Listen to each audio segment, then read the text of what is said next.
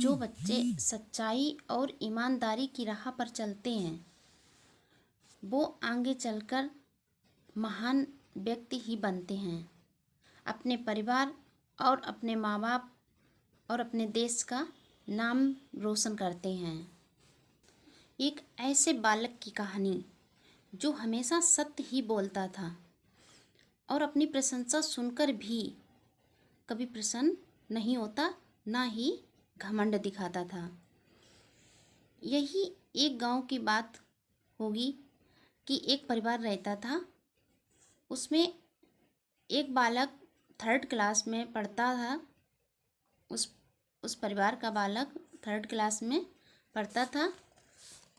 तभी एक दिन उसके अध्यापक ने सभी बच्चों को एक सवाल हल करने के लिए दिया, लेकिन बच्चों ने वह सवाल नोट कर लिया और हल नहीं कर पाया। तभी सर ने कहा कि ये सवाल सभी बच्चे अपने अपने घर से हल करके लाएंगे। और छुट्टी की बेल बज जाती है और सभी लोग अपने अपने घर चले जाते हैं। दूसरे दिन जब स्कूल खुलता है और सभी बच्चे अपने अपने क्लास में पहुंचते हैं तो सर भी आते हैं। कहते हैं जो मैंने कल सवाल दिया था उसे आप लोग अब दिखाएं आकर, यानी सभी सवाल अपने चेक करवा लें आकर। अध्यापक ने सभी के कॉपी चेक करी, सभी के सवाल चेक किए, लेकिन क्लास में सभी बच्चों के सवाल गलत थे। उस क्लास में एक ही ऐसा बच्चा था जिसका यानी सवाल सही था। सर बहुत खुश थे कि चलो एक बच्चे ने तो सही सवाल किया है, और कुछ बच्चों ने तो सवाल हल करने की कोशिश ही नहीं की थी, और जिन बच्चों ने किया वह गलत किया या आधा ही किया। जिन बच्चों ने सवाल नहीं किया था, अध्यापक ने उन सभी को डांट लगाई, और जिस बच्चे ने सवाल किया था उसे अपने पास बुलाया और उस बालक की बहुत प्रशंसा की। सभी क्लास के बच्चे सर झुकाए खड़े हुए थे और सर उस बालक की प्रशंसा किए जा रहे थे। तभी अपनी प्रशंसा सुनकर वह बालक बहुत हैरान था। सभी बच्चे अपनी प्रशंसा सुन के खुश हो जाते हैं और वह बच्चे बहुत दुखी हो रहा था। ज्यों-ज्यों सर उनकी प्रशंसा कर रहे थे त्यों वह बहुत ही घबराता जा रहा था। उसके चेहरे पर उदासी थी और उदासी वह बढ़ती ही जा रही थी। प्रशंसा सुनते सुनते अंत में वह बालक रोने भी लगा। तभी क्लास के सभी बच्चे बहुत हैरान थे कि सर इसकी प्रशंसा कर रहे हैं और ये रो रहा है।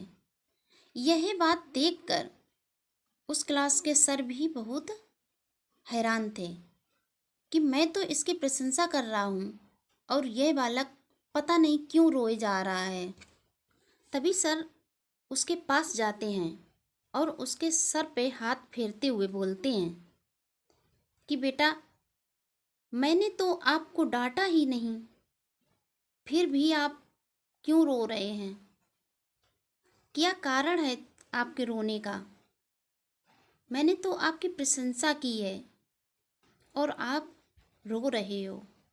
ऐसा क्यों क्यों रो रहे हो, या ऐसा क्या हो गया जिससे आप रोए जा रहे हो? और बोले कि तुमने तो बहुत अच्छा काम किया है, अपना सवाल हल करके लाए हो, तुम तो प्रशंसा के भागीदार हो और फिर भी आप रो रहे हो। तभी रोते रोते उस बालक ने सर से कहा, गुरुजी, आप मेरी प्रशंसा कर रहे हो, मैं इस प्रशंसा के लायक नहीं हूँ। यह प्रश्न मैंने अपने आप से नहीं किया है, इस प्रशंसा का भागीदार कोई और है। यह प्रशंसा किसी और को मिलनी चाहिए। और कहने लगा, इसे मेरे भाई ने हल किया है, मुझे ये सवाल नहीं आ रहा था। मैंने लगाने की बहुत कोशिश की थी। तभी मेरे भाई थे, उनसे मैंने पूछा तो उन्होंने बता दिया और उनकी वजह से ये सवाल हल हो पाया है। इस प्रशंसा के भागीदारी मेरे बड़े भाई ही हैं। अपनी झूठी प्रशंसा सुनकर मुझे रोना आ गया, इसीलिए मैं रो रहा हूँ। यही बात सुनकर क्लास के सभी बच्चों ने ये सोचा कि अब इसकी डांट कस के पड़ने वाली है। अब यह बहुत डांटा जाएगा। सर इसको बहुत अधिक डांटेंगे और मारेंगे भी। लेकिन सर ने ऐसा कोई भी काम नहीं किया, ऐसा कुछ भी नहीं किया। ना उसको डांटा, ना उसको मारा और उससे बहुत खुश थे। उसकी यह बात सुनकर उनको बहुत खुशी हुई कि आपने ईमानदारी दिखाई। यह भी खुशी की बात है कि तुम झूठी प्रशंसा पसंद नहीं करते। यह भी तुम्हारी एक अच्छाई है कि तुमको झूठ नहीं पसंद है। सर फिर भी उस बच्चे की प्रशंसा ही कर रहे थे और आगे कहते हैं कि मुझे विश्वास है कि तुम बड़े होकर आगे चलकर अपने माता पिता का और अपने परिवारजनों का, अपने देश का नाम रोशन करोगे। और उस बालक ने अपने जीवन में बहुत बड़े बड़े काम किए बड़े होकर के। उस अध्यापक की यह बात सही हुई कि ये बालक आगे चलकर कुछ अच्छा ही करेगा। और वह बालक जब बड़ा हुआ तो उन्होंने अनेक ऐसे काम किए जिससे उनके परिवार और उनके घर वालों के, उनके माँ बाप और देश का नाम ऊंचा हुआ। बहुत पुरस्कारों से उस बालक को सम्मानित किया गया। देश के सभी नेता उनका आदर करते थे और महात्मा गांधी जी उनको अपने कई बातों में उनको अपना गुरु मानते थे। इतनी ईमानदारी बरतने वाला बालक और सत्य बोलने वाला, ईमानदारी से चलने वाला, अपनी प्रशंसा सुनकर घमंड न करने वाला बालक, यह दूसरा कोई नहीं था, गोपाल कृष्ण गोखले ही थे, जो भारत के महान नेताओं में से एक थे।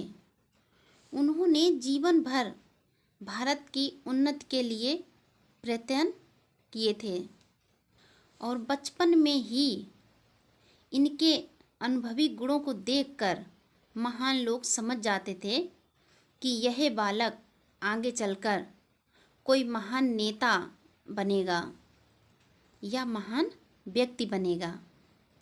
यह कहानी अपने देश के महान नेता गोपाल कृष्ण गोखले की बचपन की एक घटना थी।